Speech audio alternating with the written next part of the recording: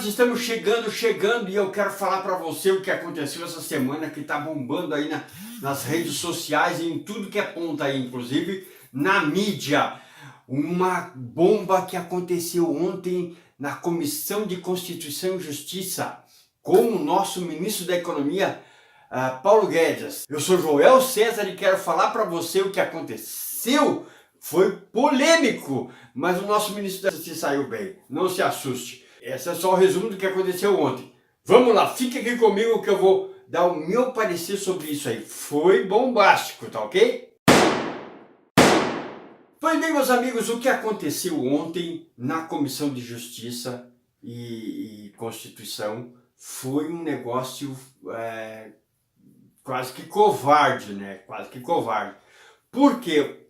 Primeira coisa, faltou do governo uma articulação com a sua base.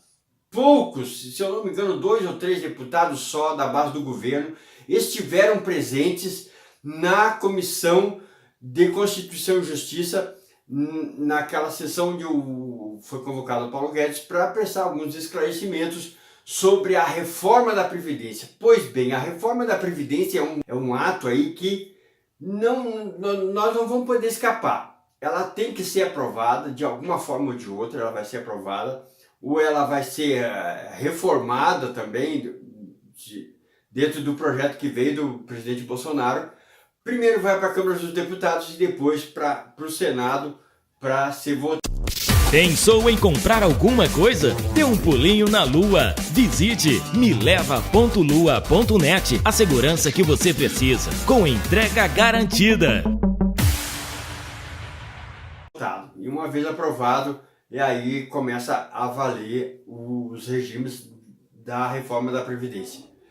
E o Paulo Guedes foi para a CCJ de uma forma quase que sozinho, sem quase nenhuma base. Como eu falei, poucos deputados da base aliada do governo foram lá também para defender a reforma da Previdência. Mais de 120 deputados da ala esquerda foi para o debate.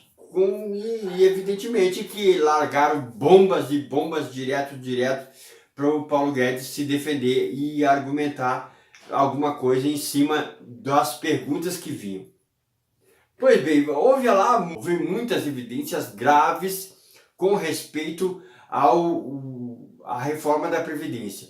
Deputados do PT, do PDT, da Rede, a maioria se inscreveram para falar. Por isso que se diz que mais de 120 candidatos se inscreveram para fazer perguntas ao ministro da Economia, Paulo Guedes. Houve então assim quase que uma vergonha, né? E o Paulo Guedes se saiu muito bem, dando as respostas devidas, né, dentro dos argumentos que vinham, porque vieram muitos argumentos sem fundamentos, né? Então o Paulo Guedes simplesmente se calou. E os argumentos que vinham com algum fundamento, o Paulo Guedes procurou responder. E aí a gente viu barbáries de todas as partes, um negócio sem fundamento. Sem fundamento. No primeiro discurso do Paulo Guedes, quando ele apresentou lá alguns argumentos da necessidade da reforma da Previdência, ficou claro assim que tanto interferia se fosse o Bolsonaro o presidente ou se fosse um outro o presidente, seria necessário sim a reforma da Previdência, porque o país corre um sério risco daqui a 5 anos não ter mais como pagar nem a Previdência e ainda falir com o país, a parte econômica do país. Isso ficou claro dentro das explicações que o Paulo Guedes referiu e deixou bem claro para todos os que estavam presentes na CCJ. Uma outra coisa que ficou evidente foi o comportamento do PT, com um discurso retrógrado, um discurso que parece que só faltaram dizer assim, quanto pior o país ficar, melhor para nós. Foi mais ou menos essa ideia que eles deram. Eles não têm a intenção de ajudar o país a voltar a crescer. E dentre eles, o deputado Paulo Pimenta fez uma retórica, vamos dizer assim. Vocês fazem um artigo aí que englobe corpo militar do país dentro dessa reforma e iguala tudo, e nós aprovamos por unanimidade. Eu vou deixar o registro aqui do deputado Paulo Pimenta falando isso. Eu já tenho dito o seguinte: se vocês propuserem aprovar um sistema para os militares de previdência e pensões, eu sou capaz de propor uma emenda estendendo para todo mundo e a gente vota a favor e aprova por unanimidade a reforma de vocês. Um outro fato que ficou interessante, assim, de ser anotado, e não tem como se notar, né? O deputado José Guimarães, o homem aquele que o jornal mostrou lá um bom tempo atrás, com os dólares escondidos nas cuecas, que estava fugindo, roubando dinheiro do país, pois é, esse deputado falou para o Paulo Guedes o seguinte, que o Paulo Guedes, na verdade, queria economizar 1 trilhão do povo brasileiro para tirar da Previdência e investir nos bancos. E queria tirar esse 1 trilhão dos pobres, dos impostos cobros pelos pobres. Um cara que rouba o país, fica claro e evidenciado, vai dizer para o Paulo Guedes que ele vai tirar 1 trilhão do pobre e dar para os bancos para trabalhar com capital. É quase que para rir, né? Mas o Paulo Guedes acabou dando uma resposta à altura para ele, dizendo que não tem como tirar esse dinheiro do povo brasileiro, porque o povo brasileiro já está cansado de pagar imposto, cansado de pagar um negócio que não tem um retorno devido à contribuição que já está sendo paga. Imagina se forçar mais, o povo não tem como pagar isso. E aí o Paulo Guedes apertou, dizendo que o corpo de deputados e senadores e juízes e não sei mais o que, e desembargadores recebem aposentadorias, pensões milionárias do povo brasileiro. E essa carga de impostos já não tem mais como suportar esse tamanho encargo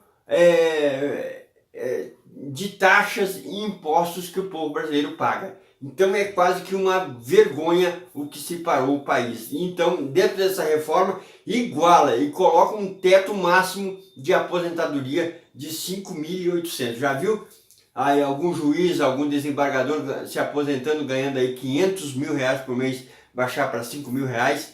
Isso é igualar as taxas e as arrecadações para a aposentadoria. E aí então que se percebeu desse discurso petista, desse discurso da rede aí, foi um discurso retrógrado lá dos anos 90. E até a Dilma, até o Lula cansou de falar que era sim necessário a reforma da Previdência. E agora chegou a vez e vai passar. E já quase que esgotado assim de tanto dar explicações e discursos e tentar argumentar a favor da reforma da Previdência, foram mais de 6 horas nessa sessão da Comissão de Constituição e Justiça, onde o Paulo Guedes explicou, respondeu as perguntas. Aconteceu o ponto ápice do negócio assim. Foi um filho de um ladrão que já foi condenado pela justiça, um deputado ladrão, braço direito da facção criminosa que foi o PT, que já foi condenado. O filho desse cidadão condenado, o filho do José Dirceu, além de faltar com um pouco de educação, porque todo o povo brasileiro... Pensou em comprar alguma coisa? Dê um pulinho na Lua. Visite mileva.lua.net. A segurança que você precisa, com entrega garantida. Do mínimo de educação que se tenha, tanto de conhecimento quanto de educação familiar, sabe que autoridade é autoridade. E que se deve ter um mínimo de respeito para essas pessoas que foram nomeadas tanto pela sociedade quanto pelos concursos para ser autoridade. O filho desse ladrão sem vergonha, que também é ladrão, vamos já dizer assim, porque também está sendo investigado pela Lava Jato, já por desvio de dinheiro, por sonegação de imposto, por sei lá o que mais. Tudo isso englobado está sendo investigado desse cidadão, que é o filho do José Dirceu, que eu nem vou dizer o nome aqui porque não merece ser dito o nome desse camarada. Numa determinada fala dele lá, ele como deputado, e aí eu me admiro ele estar deputado, porque ele não é um deputado, e aí pela fala dele ficou bem claro isso, que o nível de educação dele não existe para ser um deputado. Ele fala e chama o ministro da Economia de tchutchuca. Tchutchuca, vem aqui pro seu tigrão. Ele chama de tigrão para lidar com a aposentadoria dos pobres, que é para pegar, e chama de tchutchuca para lidar com a aposentadoria dos mais abornados, vamos dizer assim, né? E aí o ministro perdeu as estribeiras e evidentemente que deu uma resposta à altura e disse lá, tchutchuca é a tua mãe, tchutchuca é a tua avó. Vamos se respeitar, porque eu não vim aqui para ser ofendido. E deu a resposta na altura certa, e aí deu aquele bafafá. Pois bem, meus amigos, você que assistiu até agora, você que está comigo, nós chegamos à casa dos 600 inscritos. Estamos quase chegando a 1K aí. Nós estamos quase fechando aí 1000 inscritos. Daqui a um tempo, mas não vai demorar muito, eu acredito nisso. Você que não é meu inscrito, entra aqui, se inscreve. Nós temos tratado de assuntos, nós temos tratado também de assuntos da democracia, das maravilhas da democracia, e aí nesse quadro a gente trata de economia, né? A gente trata de comércio, de religiosidade, de cultura. Então faça parte dessa ideia aí, se inscreva, compartilhe esse vídeo, mande para os seus amigos, faça parte dessa ideia, tá ok? Muito obrigado, meus amigos, por estarem comigo até agora e até uma próxima.